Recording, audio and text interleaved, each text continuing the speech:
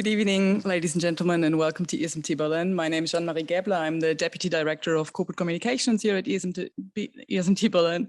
I'd like to welcome you all to this discussion on this very current topic of geopolitics and the emerging structure of global supply chains. We're very pleased to have Etel Solingen with us here. She's an American Academy Fellow. President Daniel Benjamin will say a few words about her in a minute. And joining her on stage will be Martin Thümmel from the German Federal Foreign Office. ESMT and American Academy have been in a very fruitful partnership for many years now. We've already organized one event this year, the Richard C. Holbrooke workshop in May. And we're very happy to have you here again. Obviously, we want to build a platform to provide international discussion. And hopefully that's going to happen again today. Please allow me to say a few words about ESMT Berlin. We're the #1 business school in Germany. We're #7 in Europe. And we do come on in, yes. This Saturday, actually, we will celebrate our 20 years anniversary, which we're very excited about. We started out with the first cohort, I think was 30 MBA students, and we now have more than 600 students and more than 3,500 executive education participants on top of that. So we've grown considerably, and we're very happy to still be here at Schlossplatz. I would like to take this opportunity to thank American Academy, obviously, for the very successful collaboration, those behind the scenes and also those in front of the scenes. And I will now hand over to President Daniel Benjamin. Daniel, the floor is yours. Thank you.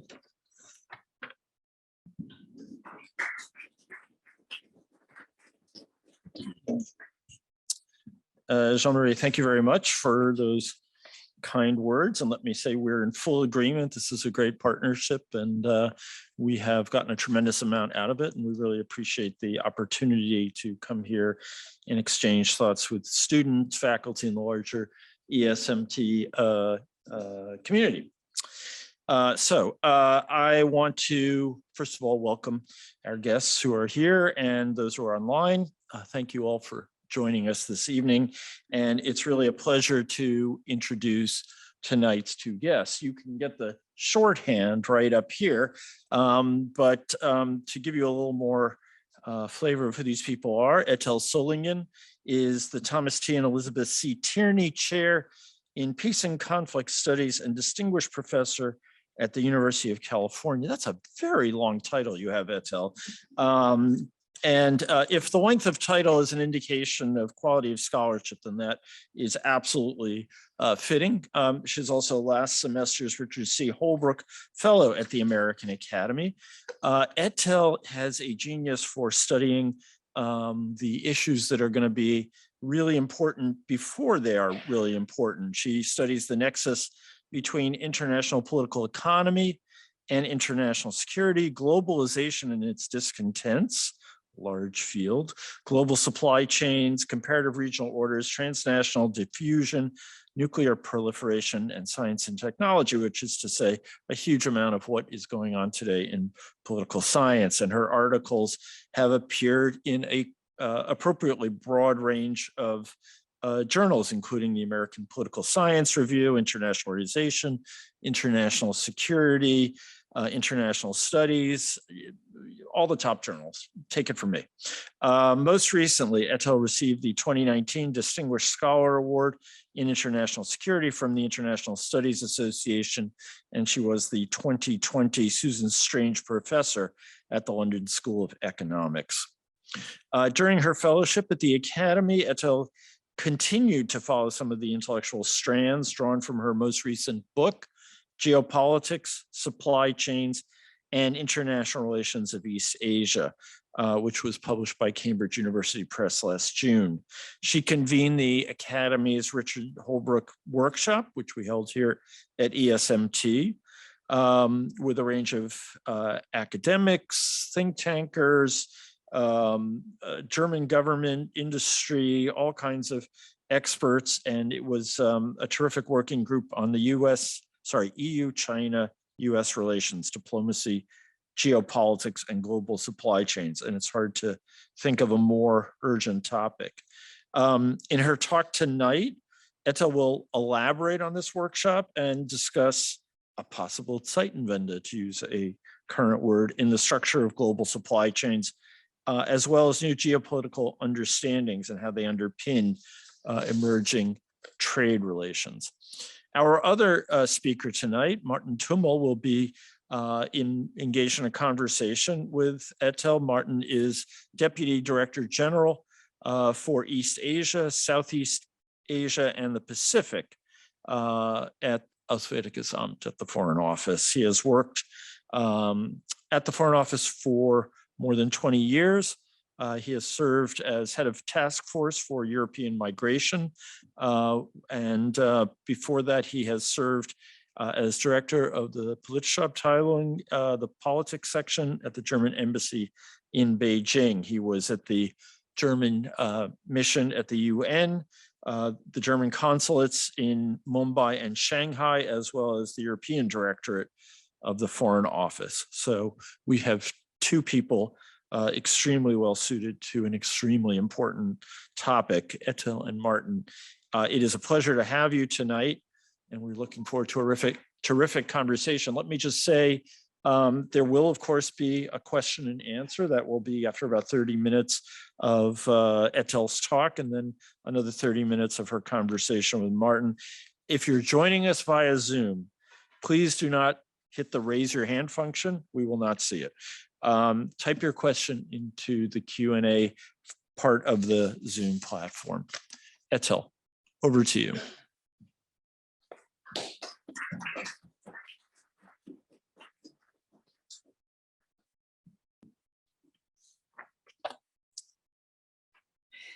Well, thank you very, very much for that very generous introduction. My thanks, of course, to ESMT and Molly for the invitation, and to the American Academy in Berlin for hosting me as the Spring Richard Holbrooke Fellow.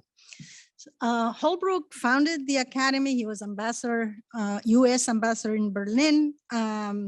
He was US ambassador to the UN, chief architect of the Dayton Accords in Bosnia, and assistant secretary of state for East Asian affairs, East Asian and Pacific affairs, responsible for US-China normalization. So his contributions actually provide an excellent backdrop for assessing where we stand on geopolitics and global supply chains for decades later. I will address first is this work? Do we need is this working, or do we need the lights? Is this okay? Yeah, okay. First, I'll address why I've studied the connection between geopolitics and global supply chains, or the way I will refer to them, GVCs, global value chains. That's the way they're known in the literature. Then I'll go over shocks to GVCs before 2022, then quickly to Putin's assault on the Ukraine and the open question of the emerging GVC landscape. I build on research for this book with, in addition to my stay at the Academy, this book with Cambridge University Press, and a contribution to the GVC development report that is published biannually by this consortium of international economic institutions, including the Asian Development Bank, the World Trade Organization, and others. This is a publication by economists and for economists, but for the latest, the last report, they included for the first time a chapter on geopolitical, environmental, and pandemic risks to GVCs, quite presciently. So why geopolitics and GVCs? Now, today, that question, as Dan suggested, may be a no-brainer, but I began looking into this topic about 10, 15 years ago, at a time when there was rather low interest in GVCs in the geopolitical context, a lot of work on GVCs in, of course, business schools. But I was intrigued by the hypothesis that GVCs might engender novel mechanisms that might raise the costs of foregoing economic interdependence?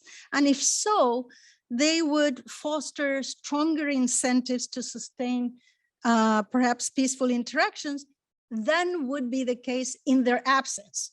So obviously that would have been the counterfactual. So did they play a role that absent GVCs, reality would have looked different? Theoretically, those effects might be especially relevant to complex GVCs with a high proportion of intangibles, R&D, patented technology, know-how, etc., which bind economies in ways that transcend gross trade or financial interdependence. And as some of you know, some scholars who studied those classical measures of independence argued that globalization 1.0, 100 years ago, so over 100 years, failed to prevent World War I.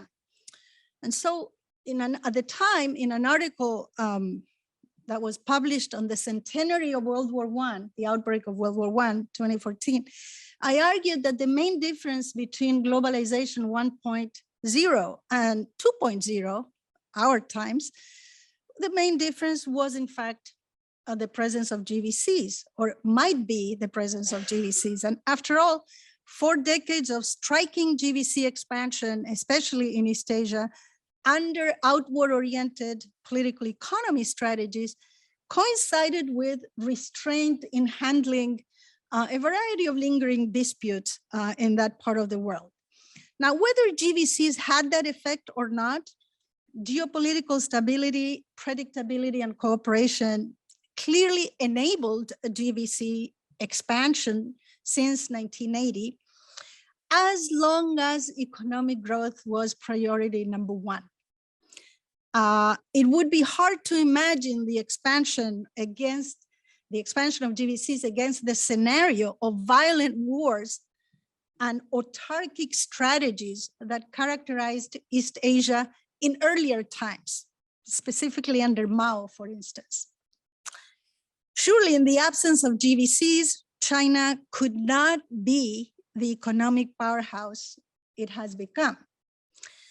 Now, what about compounding shocks to GVCs prior to 2022? GVCs rebounded significantly after the 2008 crisis, but then came the US-China trade and technology war, fueled in no small part by the China 2025 plan and other bids for self-sufficiency. President Trump then responded with tariffs, export controls, calls for reshoring, decoupling, etc.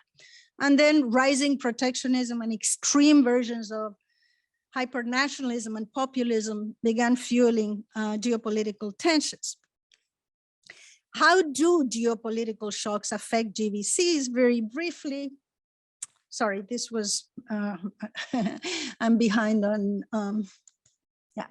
So they do these things. They often target vulnerable sectors characterized by high input specificity or high potential for diffusing throughout the economy, knowledge intensive GVCs with unique suppliers and expert pools, or hard to substitute items, dual use, etc. They've become now kind of a known repertoire. What are the mechanisms through which these shocks diffuse through GVCs? They magnify uncertainty, they reduce trust in the integrity of GVCs, they dilute the expected benefits, they induce both vertical and horizontal contagion unto third parties, and they decrease movement of people and expertise, among other things. COVID-19 unleashed yet a new shock, fast and furious, piling up on the geostrategic one, and the two, of course, became synergistic. The debate on the origins of COVID-19, for instance, and China's lack of transparency exacerbated geopolitical tensions. China doubled down with its protectionist so-called dual circulation policy, and in turn calls for reshoring and decoupling mounted on all sides, especially regarding inputs for critical medical equipment and others. Now, some of those GVC discontinuities actually recovered by 2021. I'm just making sure that it's there. But dramatic expansion of demand for goods, along with COVID-19, exploding transportation costs, labor disruptions, etc., fueled GVC snarls that are captured in this slide with the piling container ships on the coast of Shanghai. And of course, blaming GVCs for anything that might fit. Now, at this point, I'm sure all of you know that China's nationalist exclusion of Western COVID vaccines didn't help either till today, and they fuel this sort of zero COVID policy. How have firms, which many of you study, coped with GVCs, with the shocks prior to 2022? Well, here are some of the strategies. I'm sure you're familiar. Not much evidence for reshoring. Again, I'm talking about prior to 2022. Not much evidence for reshoring until then, but significant investment in resilience via all these things: automation, digitalization, diversification, expanding inventories, encouraging redundancies, transparency, accurate mapping of the tiers of supply to facilitate timely substitution, the just in case, replacing just in time, capacity buffers, regionalization, nearshoring, shorter GVCs, and in China for China. So you see the repertoire was quite wide. So no massive relocation out of China, but a steady trickle, and even declining according to this survey at CSIS, perhaps declining from 2019 to 2021. However, more firms saw decoupling possible in 2020 than in 2019. The percentage of firms that felt less welcome in China doubled from 2020 to 2021. Over 90% foresaw escalation in US-China conflict, and US-China tensions topped the list of challenges for the first time. The surveys reflected here were conducted in 2020 and 2021, but published the following year. So you already see these shifts, but again, in 2021, it was hard to detect a fundamental restructuring of the GVC landscape. Perhaps a marginal decline of China's factory of the world, but hardly its demise. But then comes Putin's war on Ukraine, compounding all pre-existing shocks and others that I haven't discussed that include, for instance, cybersecurity. It's a big issue in this world. I'm sure many of you are familiar with that. So piling up on all of these shocks, but let me just mention some recent trends since the war started, and all these are moving targets, literally changing sometimes by the hour. First, there is this Caldara-Iacovello index of geopolitical risk and others that place the war among the highest peaks in geopolitical risk in 50 years, 5-0. A September McKinsey survey finds geopolitical instability as the top cited threat to the global economy since February of this year. Second, firms report palpable shifts in assessing the risk of GVC deployment in authoritarian or hostile states. So this tight embrace between the Putin-Xi embrace helped Russia, but not China. firms began drawing equivalences between the two, raising concerns with perhaps adventurism in Taiwan and things of that sort. Geopolitics is now the top issue impacting the 5-year outlook for 73% of firms polled by the American Chamber of Commerce in China. This is back in June. Only 6% saw China as their top priority. That's an all-time low.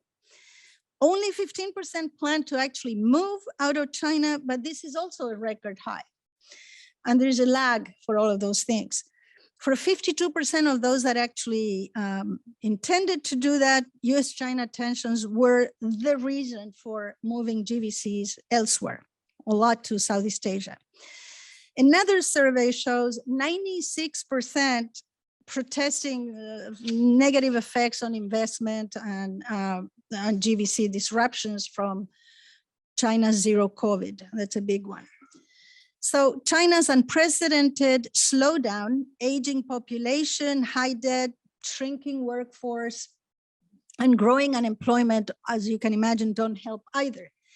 The middle income trap today could become more real and never more so perhaps than after this week's Party Congress. See, for instance, the uptick in offshoring, reshoring, and nearshoring in US corporate discussions in 2022, higher than at any time in the COVID era.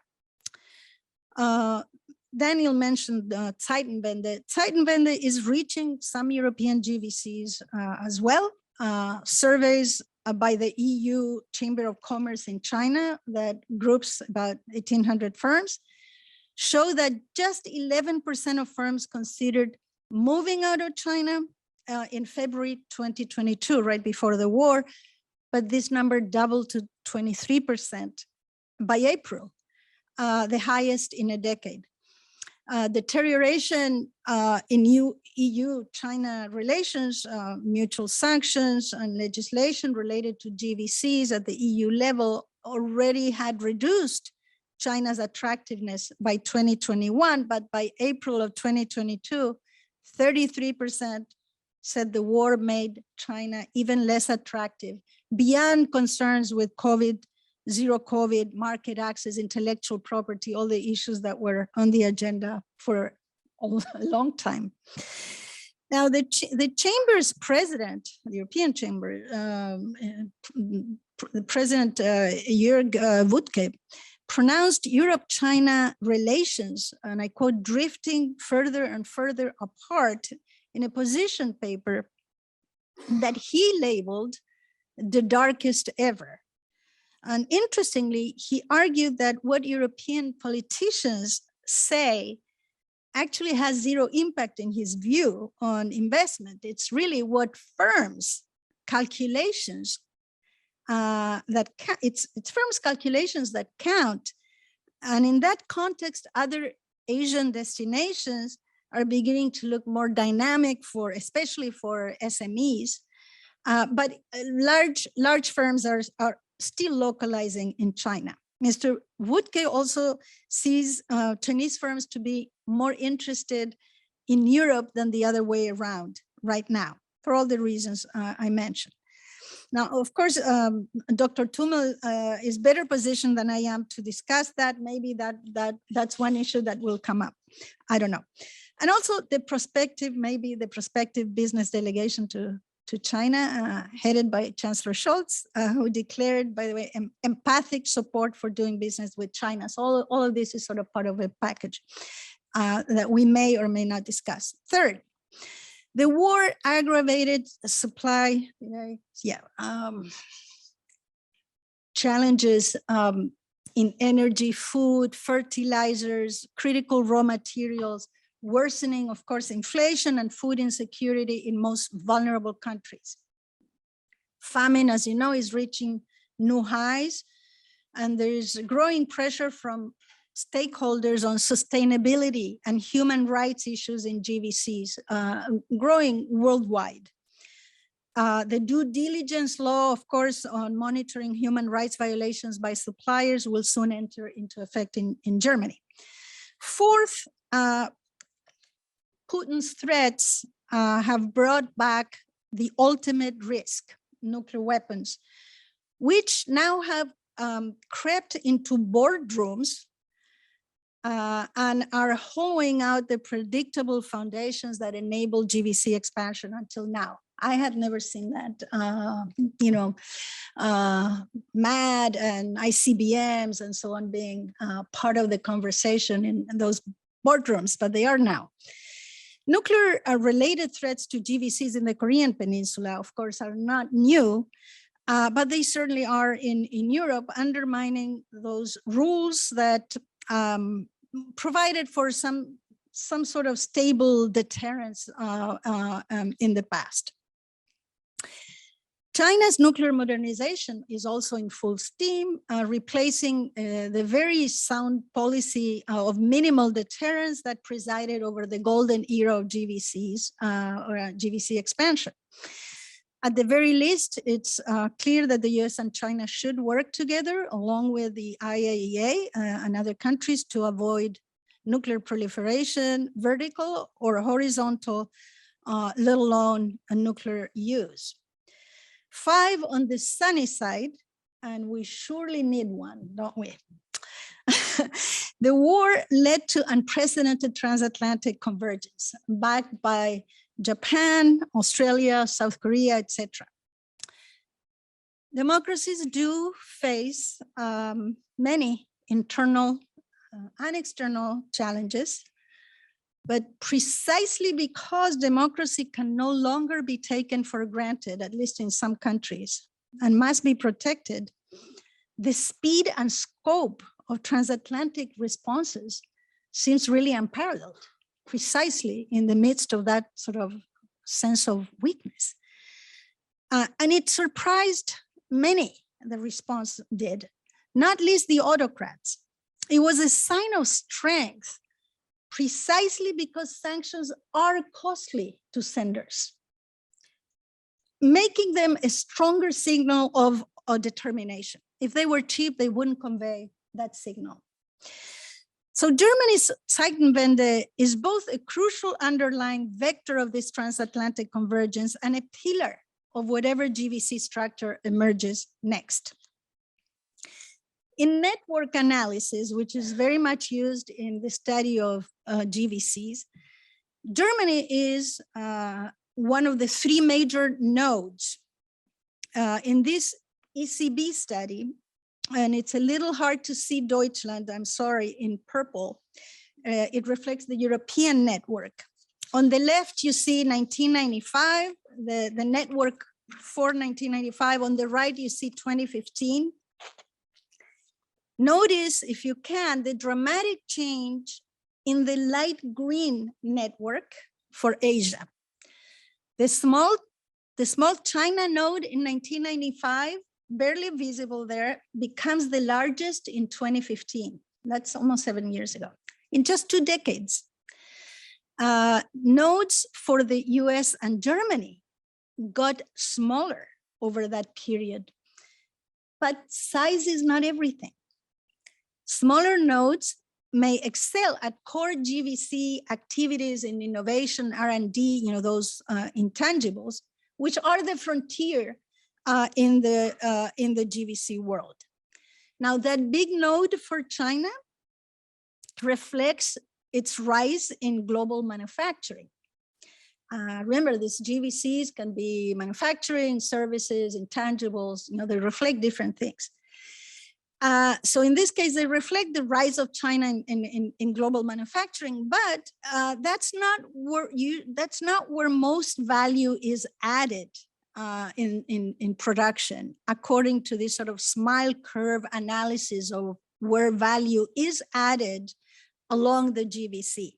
Gets a little technical, but at the same time, it's also the case that China's ascent up the value ladder has been quite remarkable. Moving forward, GVC adjustments take time, so we can only we can only sense or capture incipient trends. Indeed, Michael Hart, the president of the American Chamber of Commerce in China, recently expressed that, and I quote, "In the next 10, 15 years, nobody can replace China," end of quote.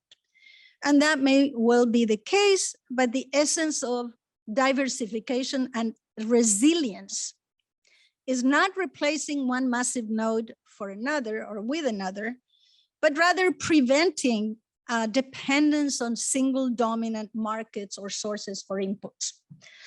And transatlantic convergence is central to this new menu emerging that emphasizes clusters, friendshoring, nearshoring, ally shoring, etc.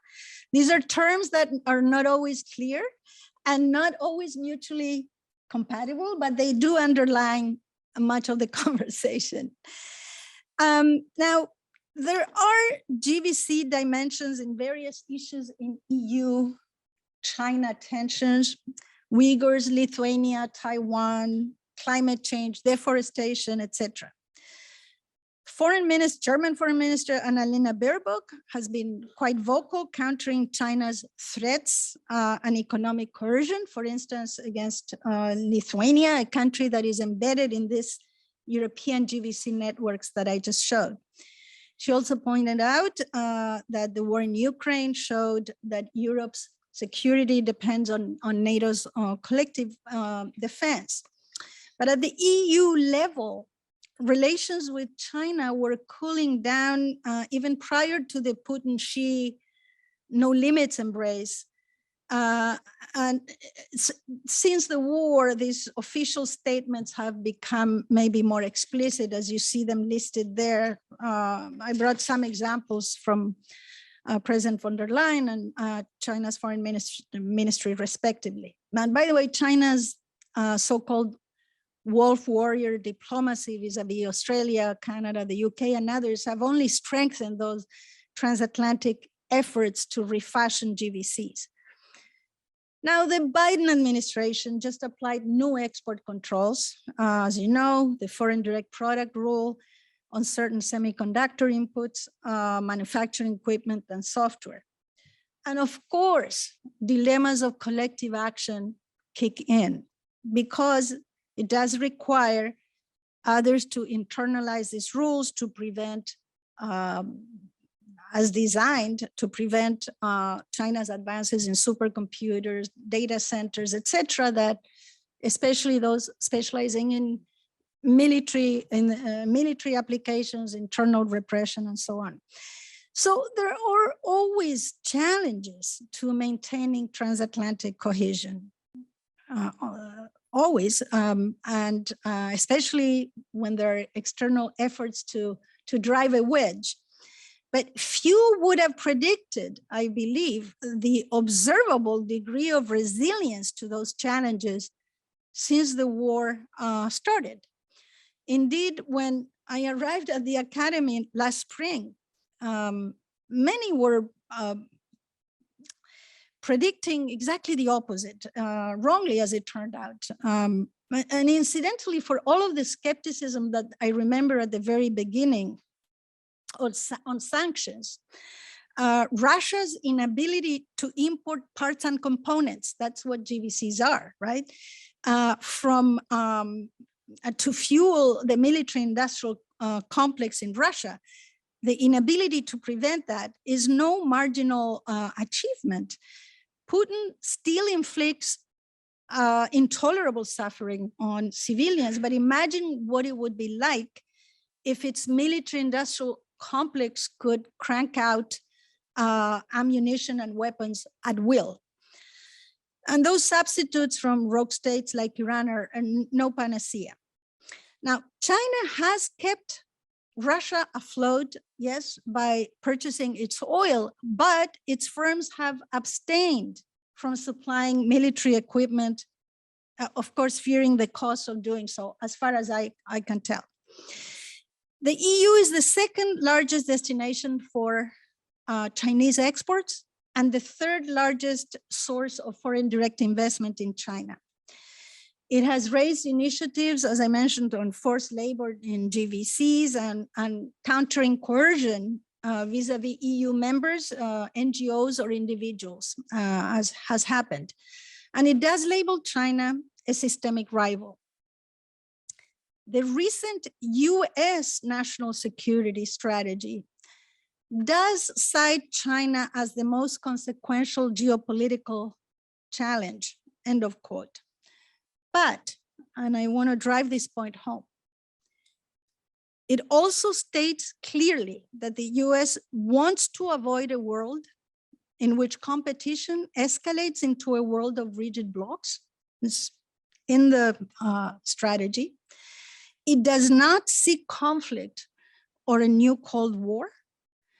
It says that it will, and I quote, avoid the temptation to see the world solely through the prism of strategic competition. It says that it will cooperate with any country, including its geopolitical rivals. And finally, that the global economy must operate on a level playing field and provide opportunity for all, end of quote.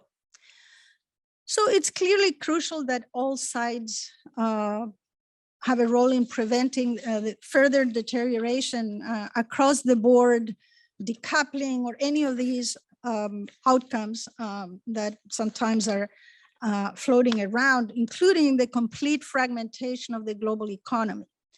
And clearly renewed cooperation on environmental, global health, and yes, in international security are vital.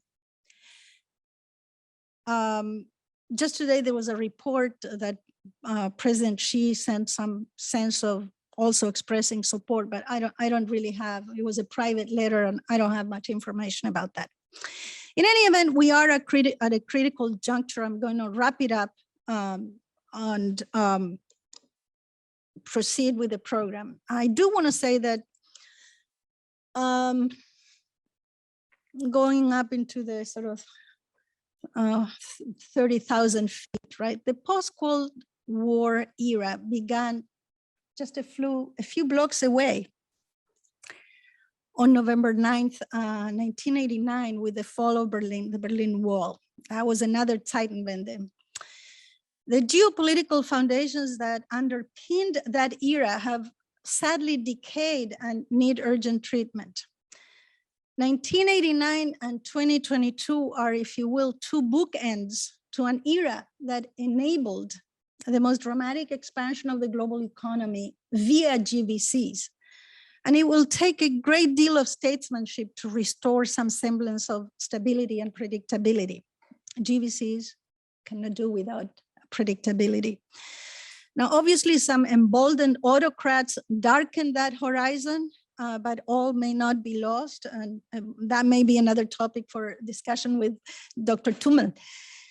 Scientists cannot predict the path of tectonic shifts, and we cannot ascertain the outcome of this ongoing shift in the underlying geography of global production.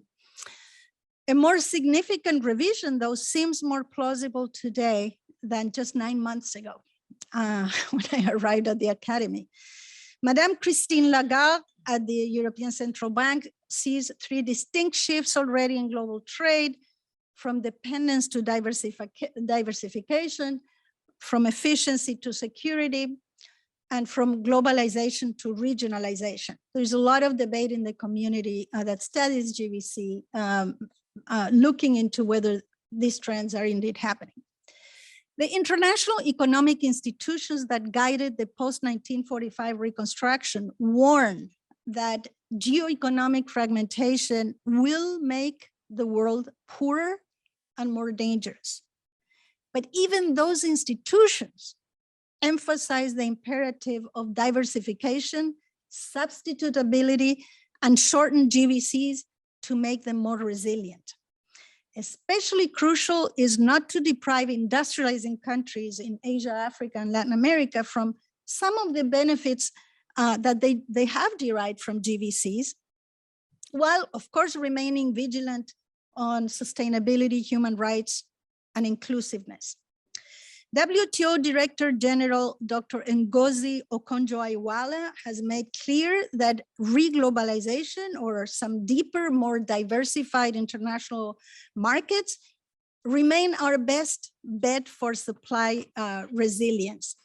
And even if the precise contours of the emerging GVC landscape are hard to predict, one would only hope that the dismal results of Putin's war deter others from wrecking lives along with the global economy.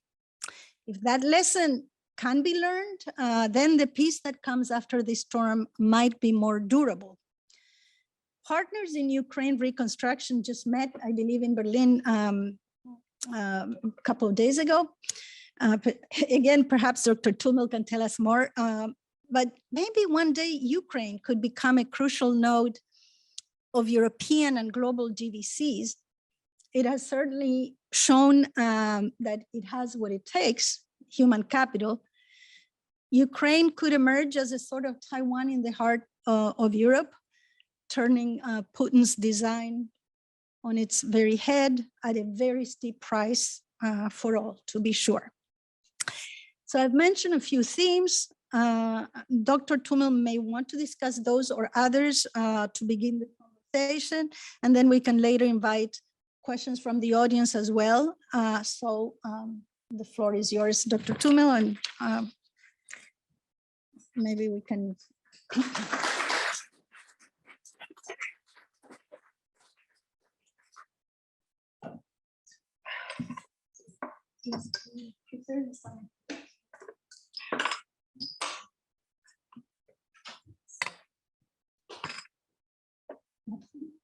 Would you like some? Yeah.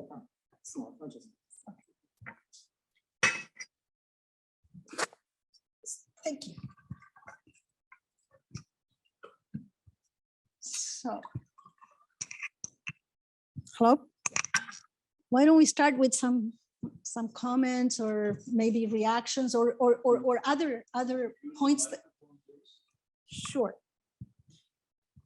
Can you hear me now? Yeah. I thought we might want to start with some reflections, either related to or unrelated to, or maybe new things that I left out. The floor is yours at this point. Yeah, well, thank you very much for this excellent, really inspiring lecture. I will not start by giving another one, but maybe just to pick one theme so to get things going. You mentioned the unprecedented level of transatlantic cooperation over Ukraine. In fact, that is one of the many miscalculations of Putin in his horrible war of aggression. He calculated that the West, and by the West, I mean something far more than that, would not stand together, would be weak, would not reply, and would certainly not be capable of a sustained reaction.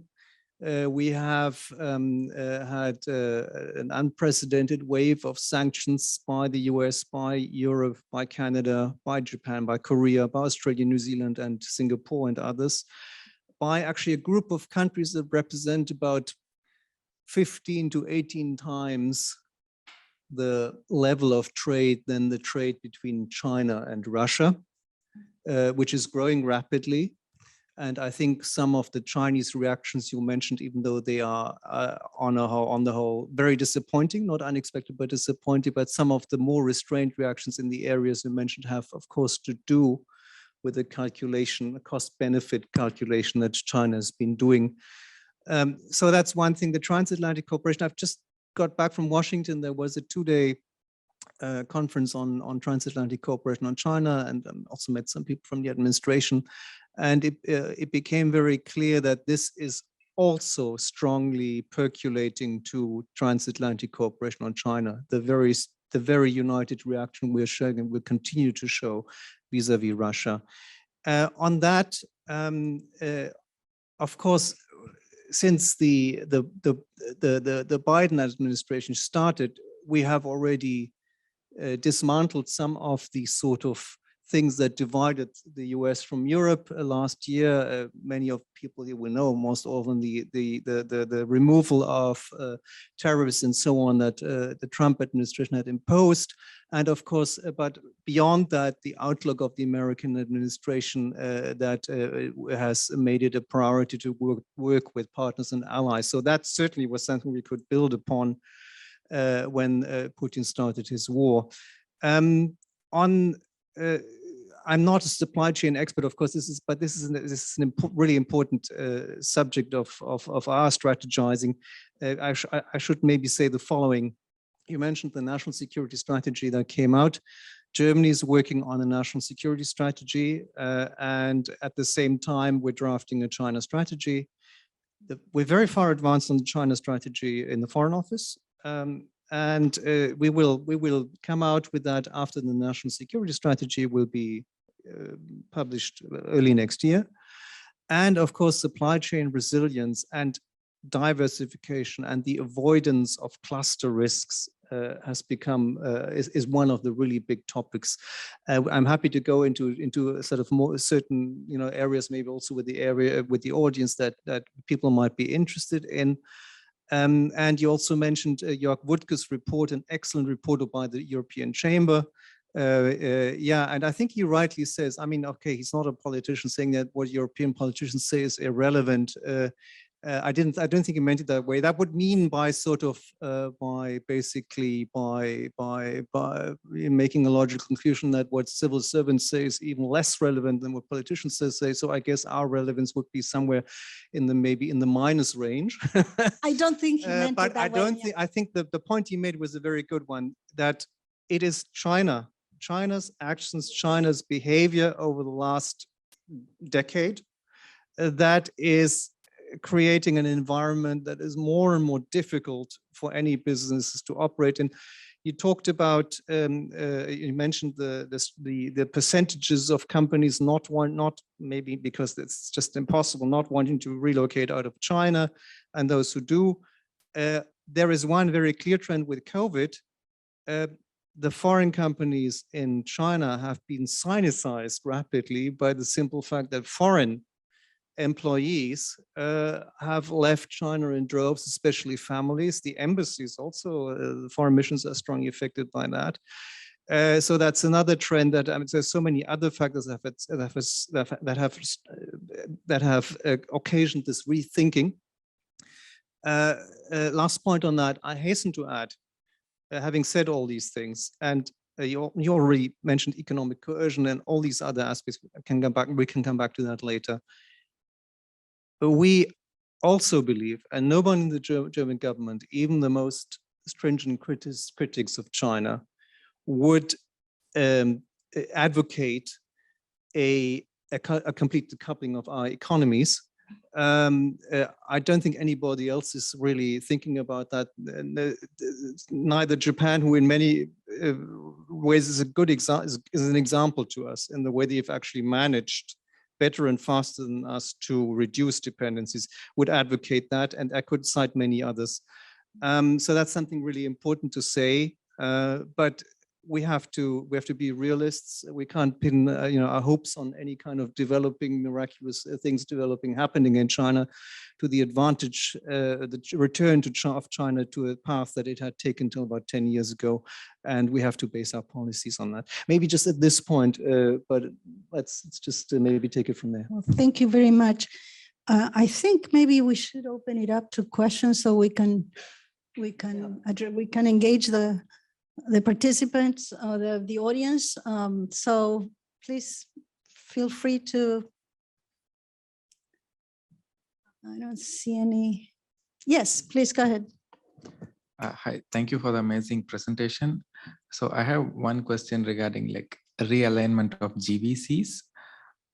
There's a cost to it. If the GVCs are realigned, we no longer have the economies of scale and the cheap labor we have been getting so far. And then since like late 2000s, we have gone so far like unaffected by the reckless printing of money or like liberal fiscal policies. How will our society still manage the cost of the inflation, which is to follow when the realignment of GVCs takes place? Because like for the last 20 years, China has grown tremendously and the society has benefited. But our societies, the wealth gap has been increasing, and the people in the bottom 80% has not been receiving so much benefit. But now when you want to realign the GVCs, they'll be the ones who are most affected, and there'll be like general dissent. What do you think, and how are we going to face that? Yeah, may I ask where you're from, just to? Yeah, I'm from India, and I'm an alumnus of ESMT, and I'm working here. I think, first of all, this is not exactly the question you asked, but I'll get back to your question right away. One of the big issues or questions we're dealing with in all governments as an effect of Putin's war is how we deal with effects that Putin attributes to us. In fact, they're attributed to him on developing countries or emerging economies. I hate the terms global south because that it doesn't capture it. And we've been very sensitive, and there have been many initiatives in this field to actually, even though we're not responsible, to kind of mitigate the negative effects on food supplies, energy supplies, and on inflation and so on and so forth. But on supply chains, one might argue that the incredible development of economic relations, trade and investment relations with China have come at the expense of other countries. And if you look at simple figures, Germany does 250 billion euros trade with China. With Indonesia, it does 7 billion. If you look at that, with India, I don't have the figure in mind, I think it's around 30 billion, I'm not quite sure. This is just also an effect of an unhealthy focus on China, and that's I'm not accusing any companies. I'm accusing ourselves. We should have actually tried to use whatever governments have, and usually it should be more like a kind of a nudging power or a supportive power to actually redirect or to encourage diversification. So that is maybe a silver lining, and we already see that. If you look at the growth rates of some of the Southeast Asian countries, some of them have growth rates of 6 to 7%. This is also an effect already of diversification away from China. And I really do hope that looking at India, that our second attempt, the EU's second attempt to conclude a free trade agreement will be successful. It must be successful this time. The last trial 10 years ago was quite a disaster. I see willingness on both sides to really get to a result there, which of course takes into account both sides' interests. And so I do see that, and that there are other trade, open trade policies really crucial to this, that actually the redirection of our trade and investment flows will actually benefit those countries that have not benefited enough in the past. Yeah, I don't have much to add to that, except to say, and I omitted it from this shortened version, the fact that Southeast Asia indeed and other countries became beneficiaries of this sort of trade diversion. And to be more complete, the move out of China, to the extent that it has happened, isn't only the result of these tensions over the last 4 or 5 years. The issue of rising labor costs in China already had kind of triggered a transition, even Chinese companies, right, into Vietnam and Southeast Thailand, Indonesia, and so on, and indeed India, right? Many of the sort of China plus one and China plus many kind of strategies do include, for instance, India and some of the Southeast Asian countries. I think we can come back. We can come back to this. Yes, go ahead.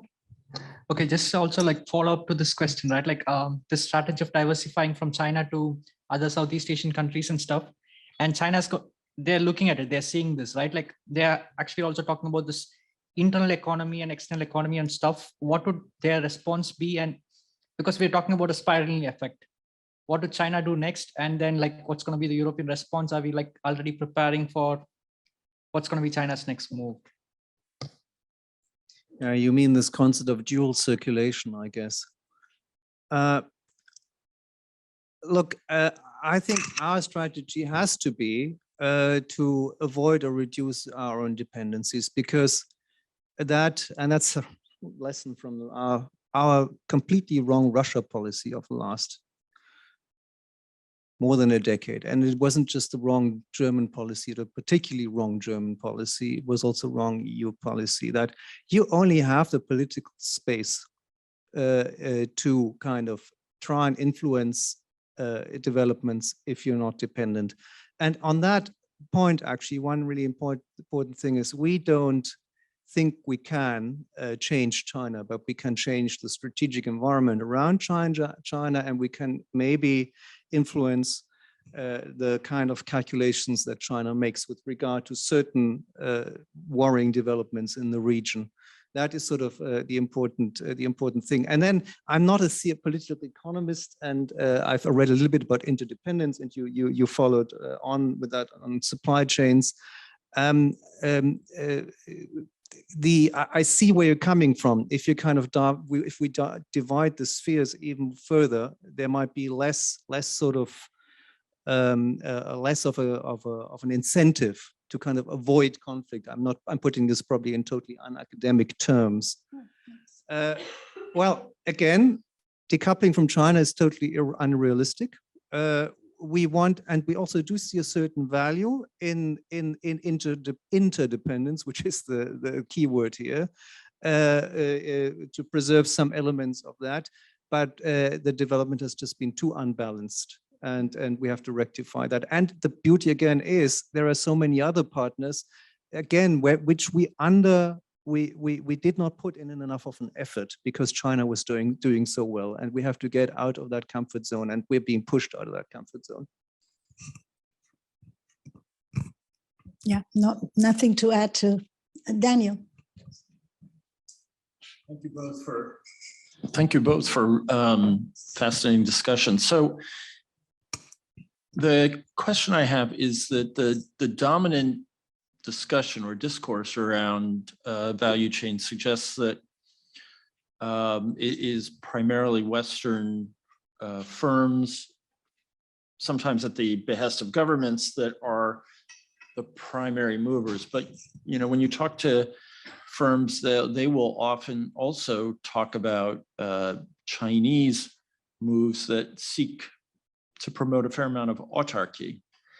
And I was wondering if you could, in a sort of rough way, break it down for us, because it's very hard as just if you follow this issue simply by reading the newspapers, to what extent are we, pushing, and to what extent are we pulling? And that's a kind of granularity of the discussion that I think is often lost. Is it possible to quantify?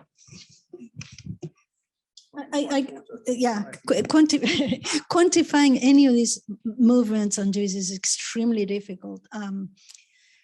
But I think your question is deeper than that. Where did it start? I mean, the efforts at autarky may be too strong a word.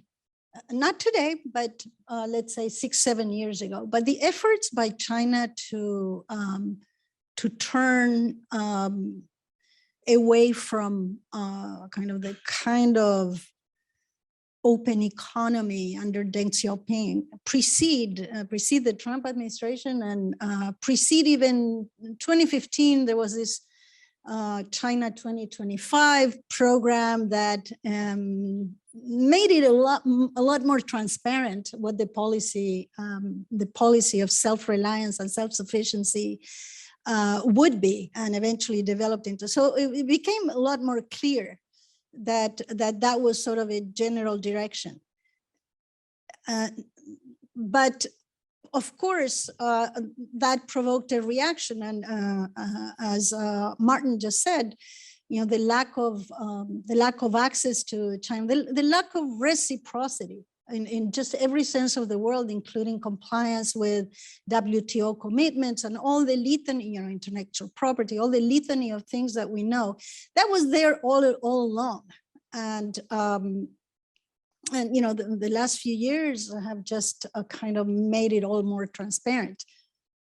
Well, I'm not in the business of quantifying this, but I think there's some obvious areas. I mean, one of the reasons why China is careful about undercutting sanctions on Russia, not just weapons, there is also in almost basically every other field. Trade is growing, but Chinese companies are exerting meticulous due diligence, and they're de facto following our sanctions. They would never admit it, but they do it. And the reason for that, obviously, is the dependence of China on the international financial system, on a dollar-dominated global financial system. That is the obvious case where China has for a long time tried to, also with some other partners, but mostly China, to make itself less dependent on that. When I was in Beijing from 2014 to 17, that was my second stint after one in the late 90s.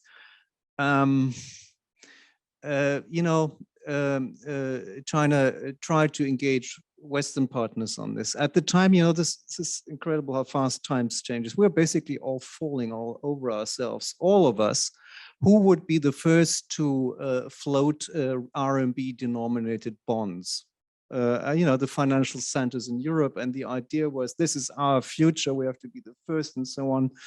A certain minister named Schäuble was quite cautious about that. He's quite a far-sighted person. Now, of course, the motivation to basically establish, well, autarky is maybe the wrong word, but more independence than that has grown significantly for China, and it is quite possible that in the coming years there will be some sort of regional use of the RMB, especially with Russia, because Russia will now have to sell its gas and so on for a long time to basically China, but mostly China, and they have to pay for that and so on. But I think the willingness of the international community beyond that to help China become to achieve autarky has shrunk enormously. There are many other fields. We know food is very important. China is not well placed to get food autarky.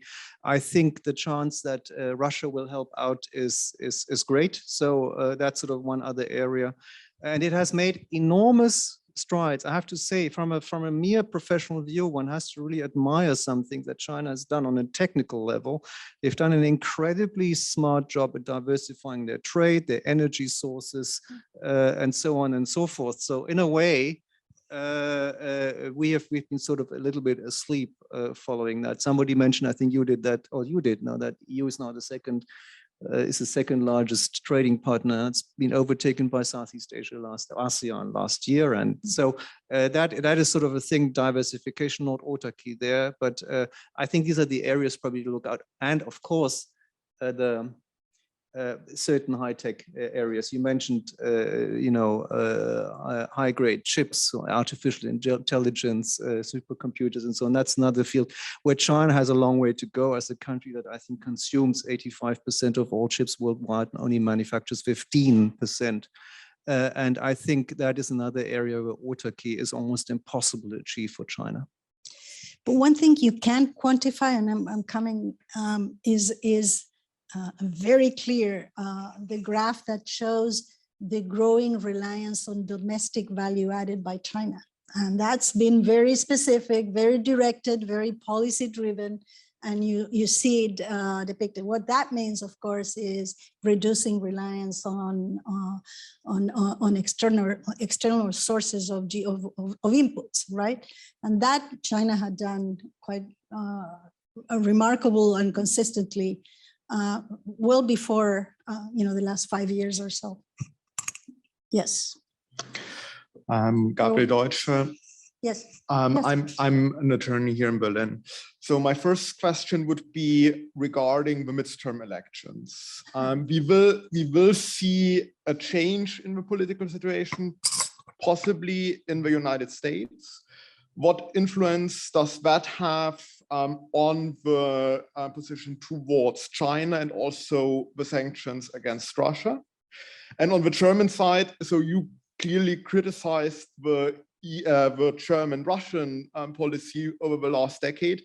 Isn't the German-China policy very similar in the way we are having this one partner we are very dependent on?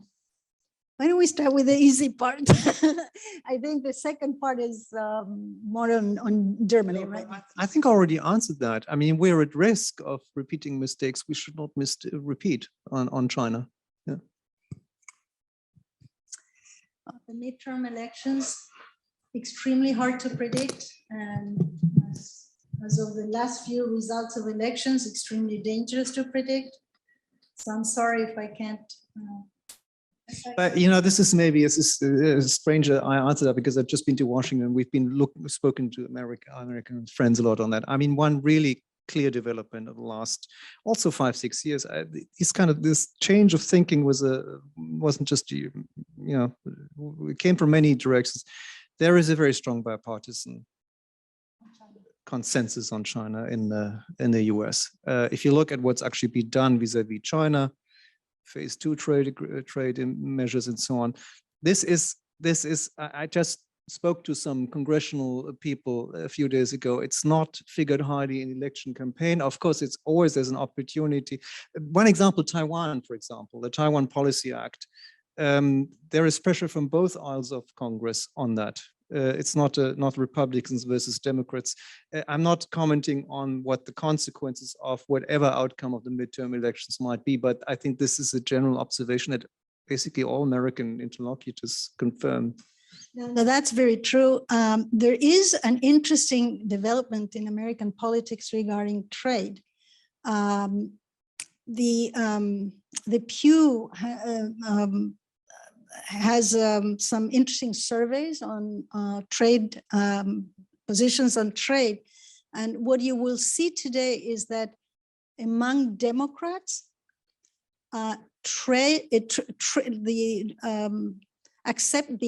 support for trade is higher than the average among Republicans. That's very interesting. But that's for trade, not for trade agreements, like the kind of agreements that you were discussing, not so easy to do. But that's a reversal of things. You know, the Republican Party used to be the party of free trade and so on and so forth. And within the Democratic Party, you see more support for trade than you would see on average within the Republican voting population. Senate and so on, these are yeah, I mean, those are different, you know, there's always sort of a, the House is different from the Senate and so on, but that's on the general population. Yes, the gentleman. I agree with Mr. Thümmel that we cannot change China in the politics. And I think we should more different, if you are in China, for China, this is a decision of the companies if they want to do it or not. And the other is a supply chain. And it's stupid to have one supplier if he's in Germany or in China or wherever. So it was stupid with the gas situation in Germany. Unbelievable, you could say. But you remark, Mr. Thümmel, that we have neglected India.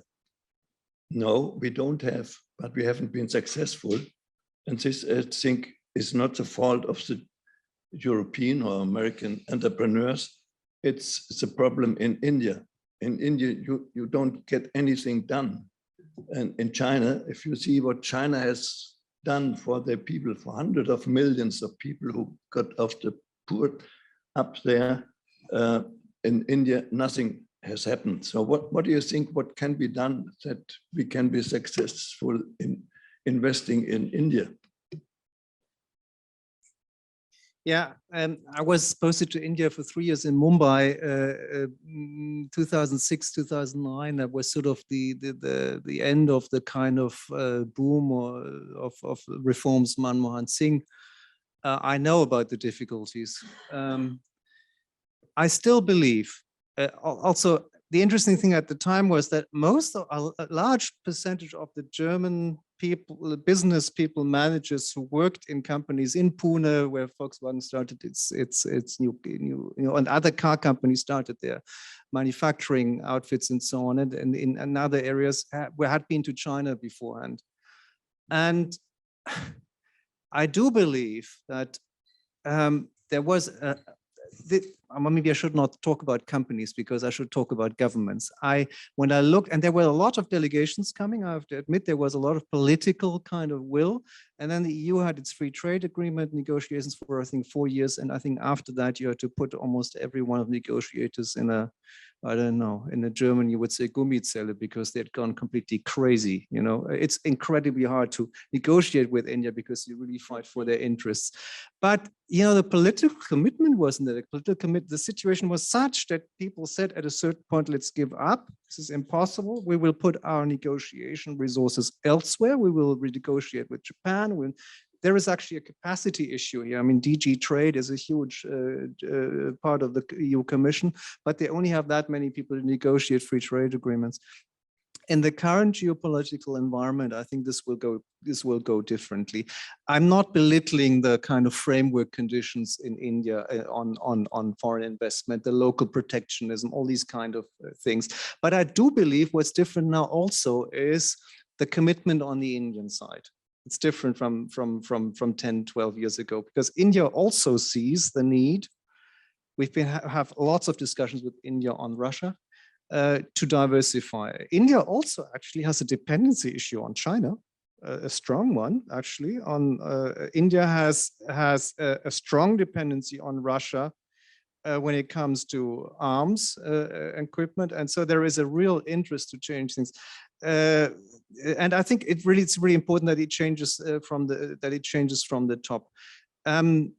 Again, I mean, infrastructure. We've had very difficult experiences in belittling that, but I think if you have the political will, you can do things differently now than you did 10 years ago. That's very true, and it goes to the case of Vietnam, for instance, that also lacked infrastructure. As of 2019, let's say before COVID and all that, when Vietnam was already receiving a lot of the movement out of Shenzhen and so on, they were not, you know, equipped in terms of infrastructure and suppliers, local suppliers, the networks and so on. And yet in the last 3 years, there's been remarkable growth, both north and south. The difference is exactly in what Dr. Thümmel just mentioned, the commitment of the Vietnamese government to make it through.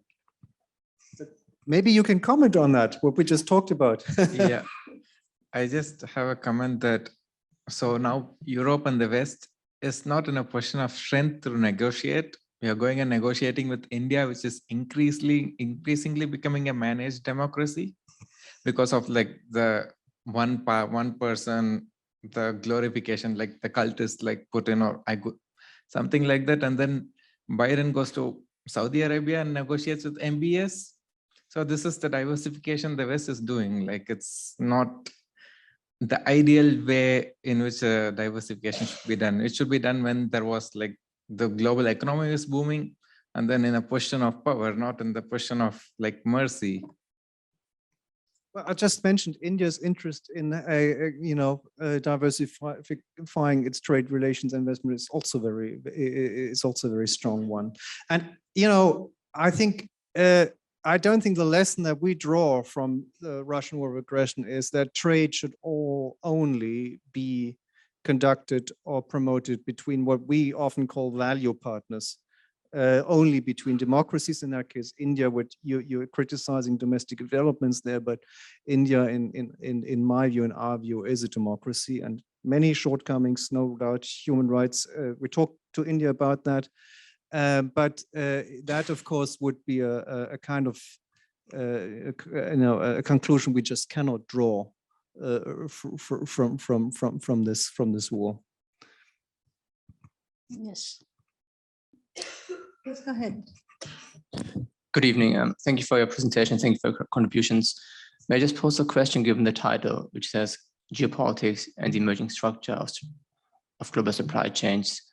Are global supply chains actually the most critical factor in determining geopolitics, or is it something else? Is it national deterrence? Is it other factors? Do you understand? Was my question clear? Because I saw you. Of course not. I mean, obviously, the main factor is peace and security. And what we say, we should take a more geopolitical and geoeconomic view on trade and on supply chains. But obviously, what is like crucial when you look at China is channels of communication, confidence building, some sort of an architecture which is totally non-existent of conflict prevention.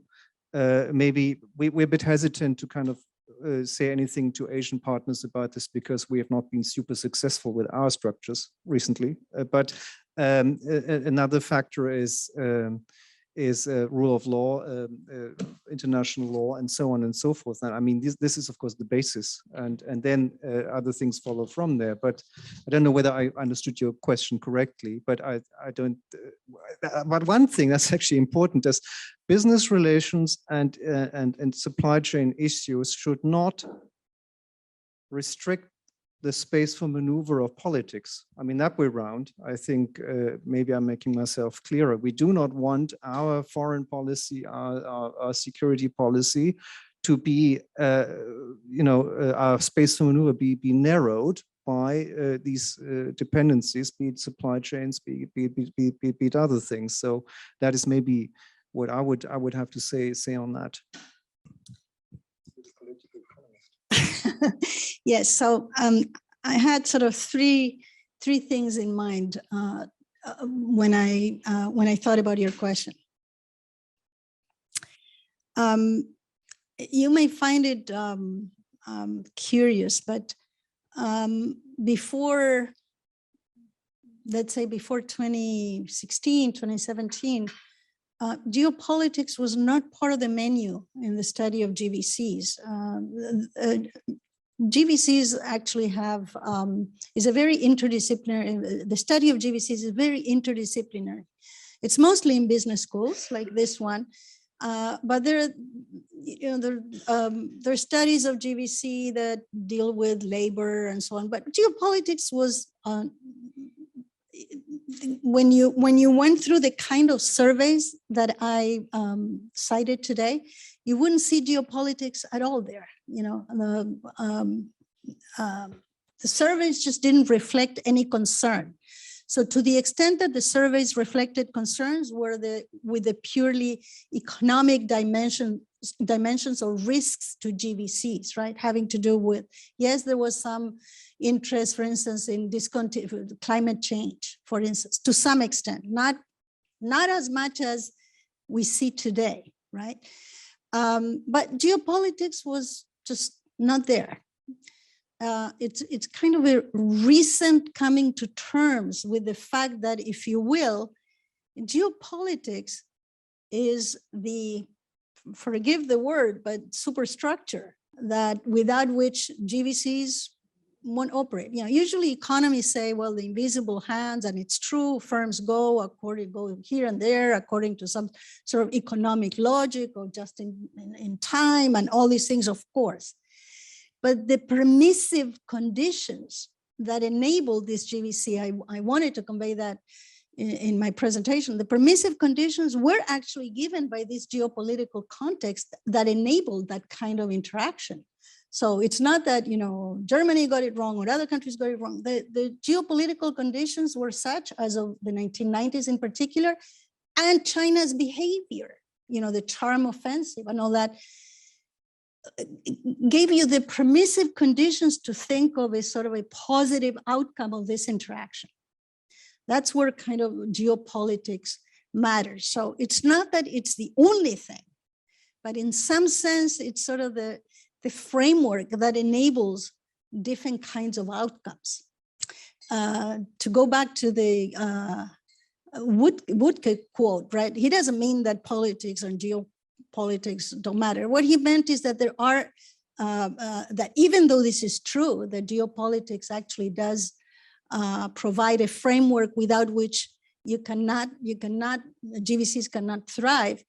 Leaving that aside, what he meant really was that these economic factors that are usually the subject of study in business schools that are reigning in China right now do not enable that either. You know, lack of market access, you know, all of the intellectual property, all these things. And basically the lack of reciprocity. And that's, I think, what he meant, that these are the reasons. And of course, the slowdown, the economic slowdown in China, and the array of things that China's economy is saddled with. And let me just say, it's in nobody's interest that China's economy, you know, collapses or anything like that. But there are all sorts of weaknesses in the underbelly of China's economy that dictates why firms think one way or another. But on top of it, on top of all of this, business likes predictability, and the geopolitics of our times don't provide that.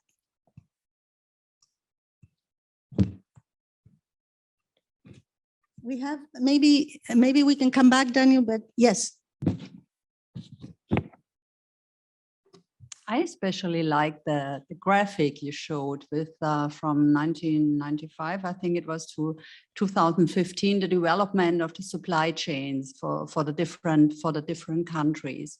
If we look at the current threats and, as you just mentioned, all the uncertainty, and on the other hand, the closer relationship probably of the Western world now, what recommendations or what wishes would you have for the German or the let's say Western economy, or let's say the entrepreneurs? What should they do to be furthermore successful and to be probably more independent, or just stay strong in the situation we have right now? Because what we're hearing a lot, I think, is the bashing of, let's say, the Chinese, the whole Chinese thing. Nobody's good friend, has been a good friend of the US with the Trump and so on. So, but what would be a positive approach to look at the whole situation and say,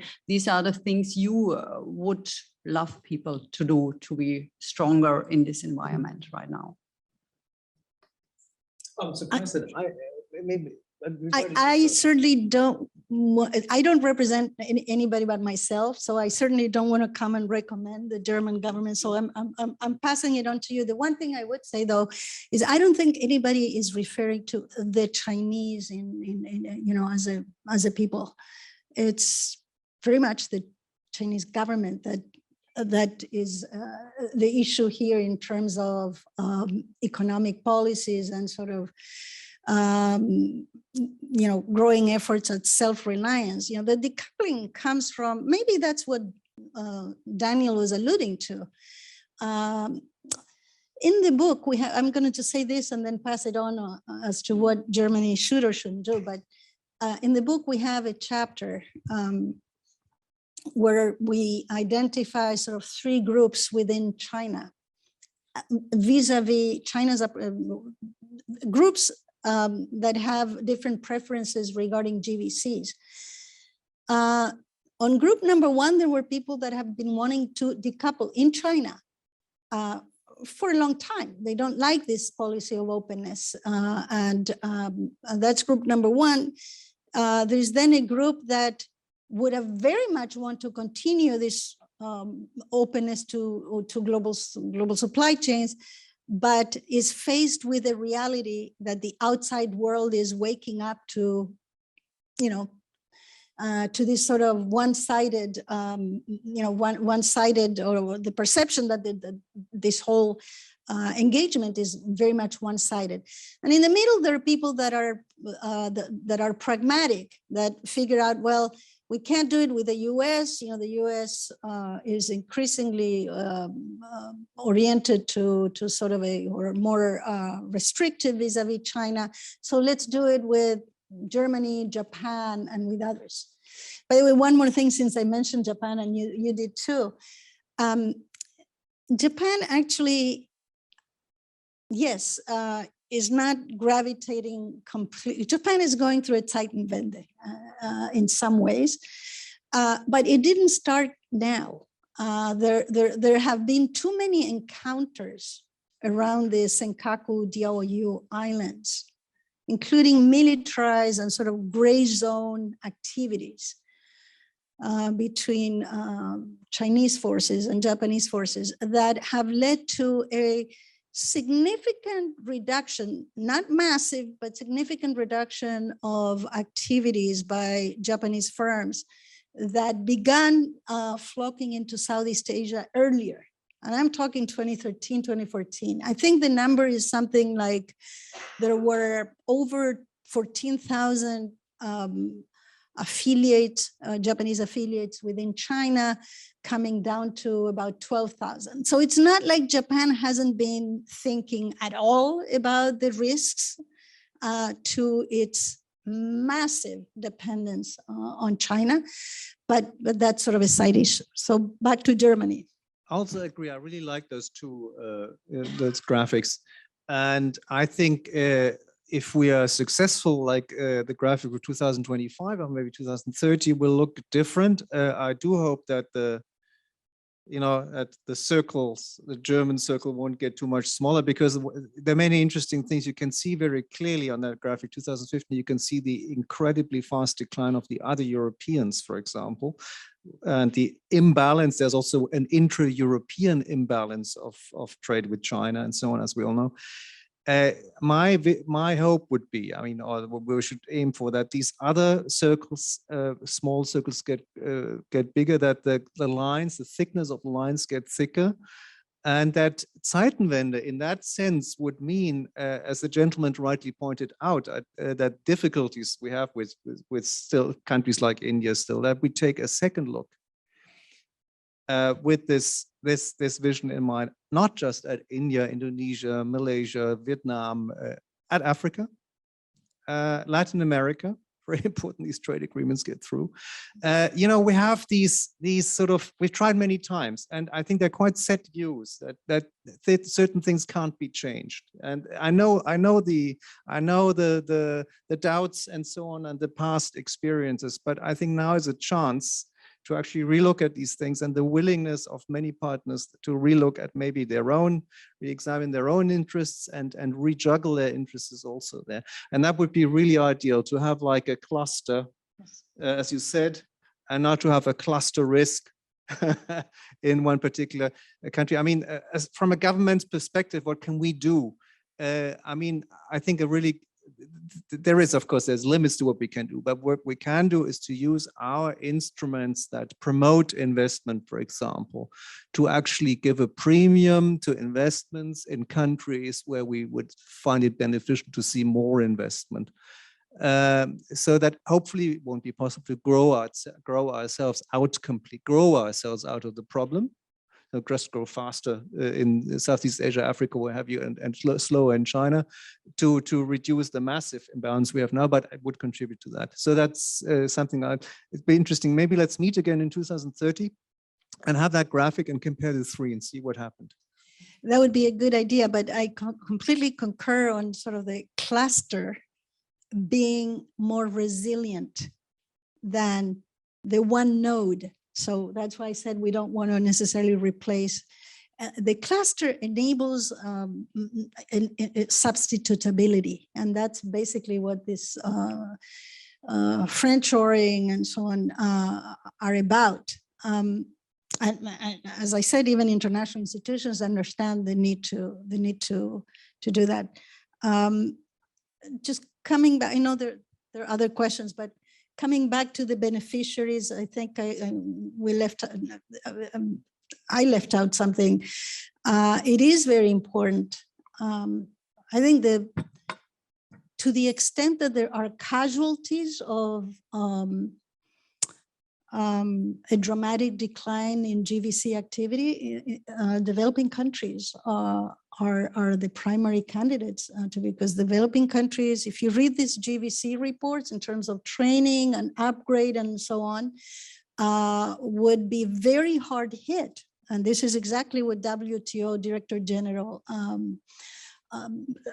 is arguing. They would be very, very dramatically hit by a further deterioration of GVCs, but could gain dramatically from this diversification and expansion.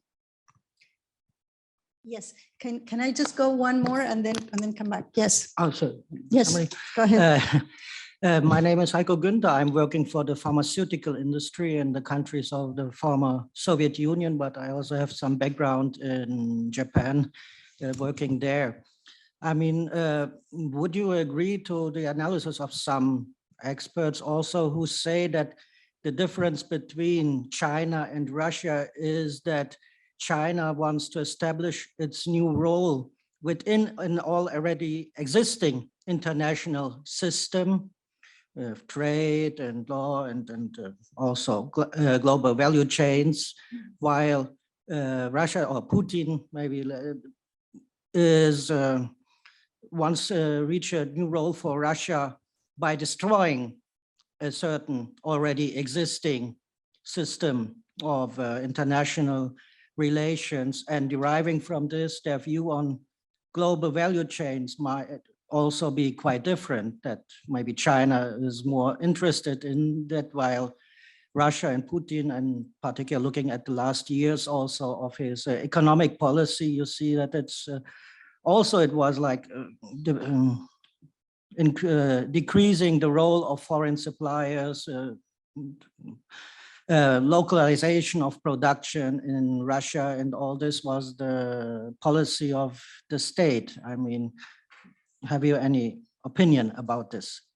I do, but maybe we should at this point collect some questions so we can address them seriously. Daniel.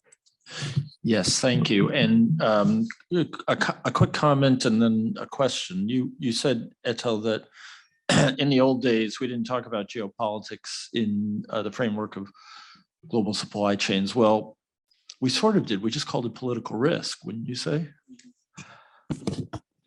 Okay, let me actually get the question in. We talked about, because we weren't looking at necessarily a driver of global, of the shape of supply chains as being as much government antipathies. But the question I have is actually about the geopolitics. And when I look at the discussion, particularly across the Atlantic, and Martin, you're not going to want to answer this because you're not going to want to cause a diplomatic incident, but it seems to me that the US is driving the discussion, and that Europe is still sort of in receive mode and trying to figure out what the Western posture is going to be towards investment in China. And I guess the question that is out there, and which probably only Etel will want to ask, is the dialogue clear enough? My sense is that the US hasn't sent enough signals, and that European business is deeply disconcerted. But maybe Martin wants to answer too. There's like 5 would questions. you like here. to? No, go ahead. I think you underestimate my preparedness to cause diplomatic incidents. No, but seriously, on who is driving China policy and who is more kind of active or pushing the agenda, and are the Americans kind of trying to lead the way Europeans follow? You know, on such things as tech, you know, the US now took a decision on the 7th of October to place a licensing requirement on high-grade chips, on manufacturing equipment, and so on and so forth. All right, who makes these chips? It's the US, Korea, Taiwan. It's quite clear that, you know, why should, okay, there's ASML in Holland, in the Netherlands, but I mean, it's pretty natural who's driving drinks. I would like to mention one area where the Europeans have been a bit faster than the Americans, and that is on economic coercion. Our economic coercion instrument, it still has to go through European Parliament, but I've no doubt it will, because there's a European consensus on this. And this is actually another positive development of recent years, and it's been sort of propelled more forwards by the Russian war of aggression. Europe's been converging on China much more than it seems. There is a lot of attention when there is a human rights declaration and a European country is not signing on, Hungary. But on all these measures, and that's one of many, public procurement, due diligence in supply chains and so on, where Europe has actually been pretty fast.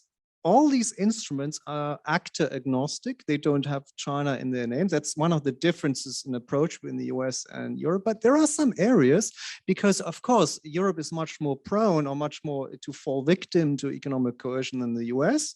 So there was a good reason for that. So I'm not saying it's not just US driving us and we're thinking, how should we do this? Should we follow along or not? Not saying that there is not a risk of rifts in the future. There are no cracks in the wall now, but many things, somebody mentioned elections could change things, it's obvious. So on that, and the difference between Russia and China, that's a really interesting one.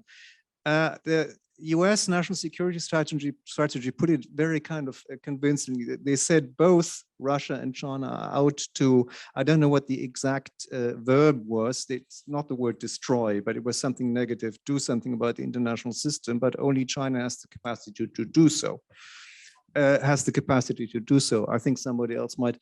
And I must say, yeah, we had this hope and in the past that somehow we can work with China to, turn China into a responsible global stakeholder to work within the UN system, rules-based international system. But one has to say, concerns that China might not be out to do that abound. I don't have to, the Global Security Initiative, the Global Development Initiative, sort of a concept of human rights that places a so-called people-centered approach in Chinese actually is not people like us, like you and us, people like humans, it's the people. So it's an approach that is centered on the people vis-a-vis individual human rights. That's a fundamentally different approach than the one we have.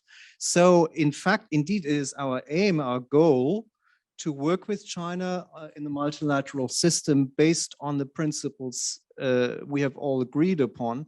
But we have to realize that China's action have been quite different in the past. It's still an area, many areas in the multilateral system, just to mention global debt and so on. It's important area, climate, to seek cooperation.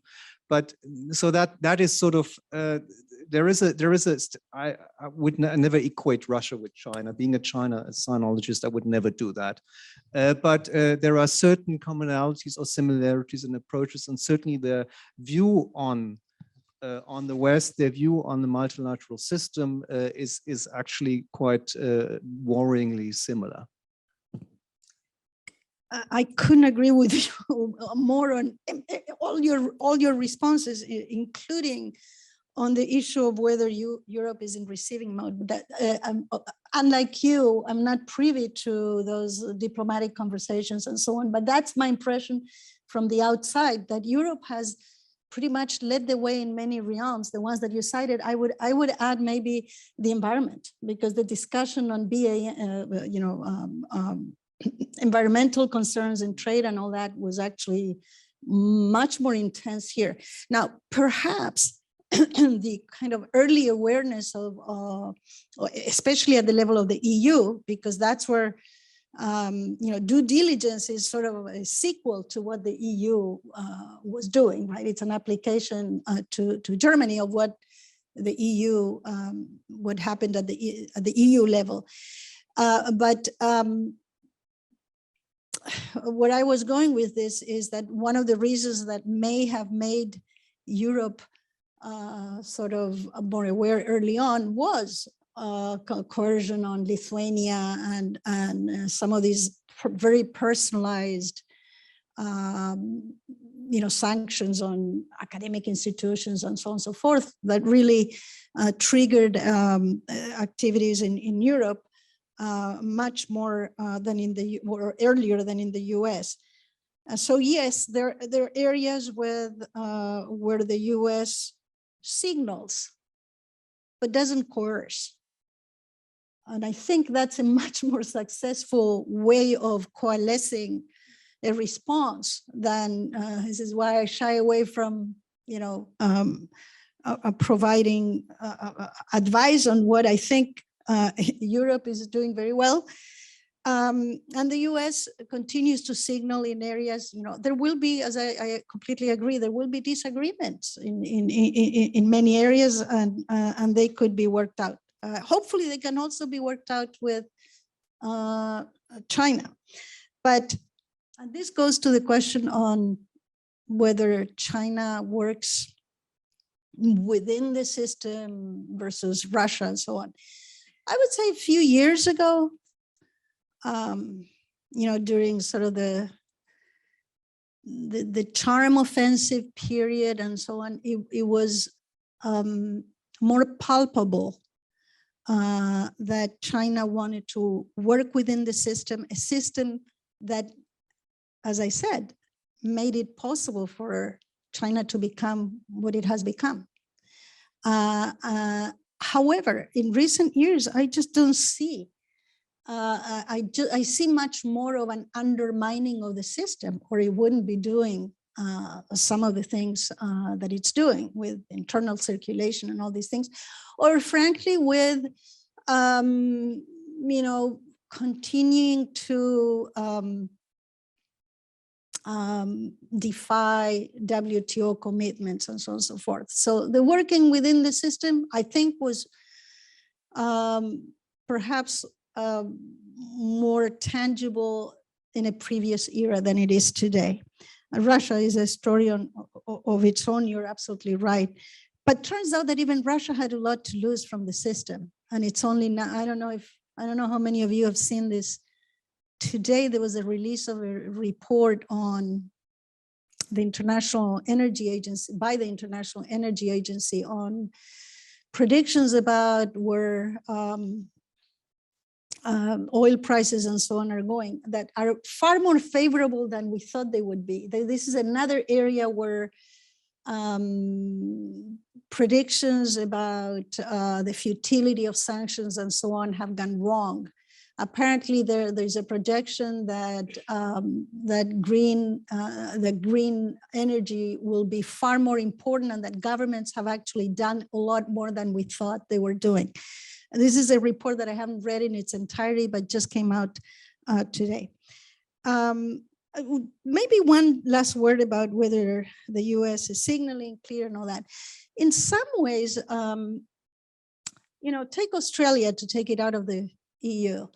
Australia has not been forced kicking and screaming into its China policies. They've fallen into the kind of receiving end, just like Lithuania and others. And they really didn't need much of a push from the US to do the kinds of things that Australia, both the previous government and the current government are doing. Now, there's talk of some potential rearrangement in trade relations between Australia and China, but Australia stands firm in many ways, just as Europe has and others. Yes, you have a response. No, I was just going to say I wasn't talking about Australia. I don't think there's any question about the extent to which Australia and the US are on the same wavelength, but I do think there are questions about the US and Europe for another day. But Australia was pretty dependent on China economically, trade and so on. So there is some comparison to be made there. The lady has a question over there. Are we allowed to go on for? Yeah, we're already over time, so I don't know if maybe very quickly. Yeah, okay. So we're talking about this rather anti-China sentiment, let's say, and at the same time we have stories like we had in Hamburg, where a Chinese company invested into the port. And now my question is, if we are allowing investments one by one, how do we move away from that dependency? So let's assume another Chinese investor approaches another company and another company and another company. How do we get to this consistency of saying no to investments? Because for one company, it's attractive to have a Chinese investor for their growth trajectory. How do we move away as a country as a whole to have this consistent approach to move away from this dependency of China? Very interesting question at the end. Well, first of all, I take issue with the term anti-China sentiment. I think that's not what I've been expressing. Talking about actions of the Chinese political leadership and what they've done over 10 years. And as I said, I've been dealing with China for 30 years. I've been there since 1988 many times. I've seen it over time. And it is the change in Chinese policies of the last 10 years that is occasioning a change in our China policy. And this is not anti-China sentiment. I think it is maybe even the opposite.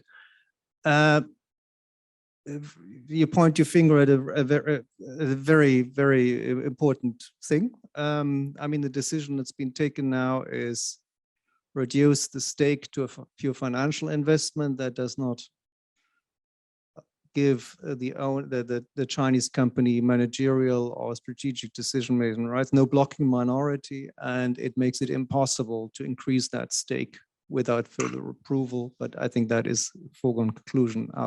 Further increase of the stake, how that would be answered. It's been an incredibly difficult decision. You've been following it in the press, and there are many pros and a few pros and many cons. This is the decision that's been taken. It's government. We stand by it. It's hard for me to comment by that. How various government departments might have felt about that, how they've expressed themselves. I should say what you can read in public in the press is not invented. So there we are. What can I say? A very diplomatic answer. No, it's a frustrated answer, but this is where we are. But at the same time, like what happened? I mean, we will have those cases again and again, I assume, because China is interested in Europe and investing into us. How do we? You know, there are decisions not every day, but we have a lot of investment screening procedures. And every single decision is a very hard one. I can just tell you in the tech area, we look at it very closely. It's the Economic Affairs Ministry and so on. It's a increasingly lawyered process. And every time there it has to be taken a close look. Is this, technology that where we have a lead? Is there a risk of dual use? Is there a risk of malign or just disadvantageous transfer? What other technologies are there? I think it just means investment screening will get even more important. Maybe after the midterm elections, we'll see some movement on that in the US, actually. And there will be decisions, and especially at the moment in the quite a heated atmosphere where there is also maybe where some criticism is exaggerated, not going back to the port. But I think on tech, we'll see a lot of more activity and more cases and more narrow decisions. It's a very bureaucratic process. It's not nice for the companies, but I think it's unavoidable that we have to go that way. That's not a very satisfactory answer, I know. It also is an issue of risk. One thing about risk I just wanted to add, because you made that point, political risk. We believe that the political risk of investments in China have to be made more transparent by companies. And I hope, and we will see to it that more of this transparency, it's a whole different discussion or a new one, that this is heated better. We just don't know enough about German investments and European investments in China for certain sort of rules, corporate accounting rules and so on. And I think that will also one of the areas we look at in the China strategy. Thank you for reminding me. I actually failed to address that point.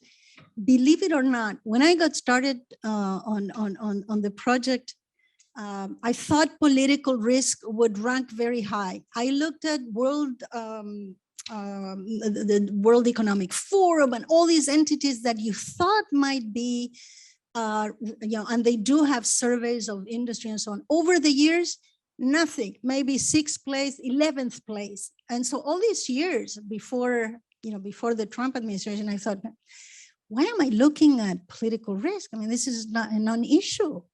You would not find, certainly publications, but even in the ranking of companies, it was just not there. To the extent that political risk was there, it was more on expropriations and nationalizations, you know, things that are the classical concern of firms, but not geopolitical risk.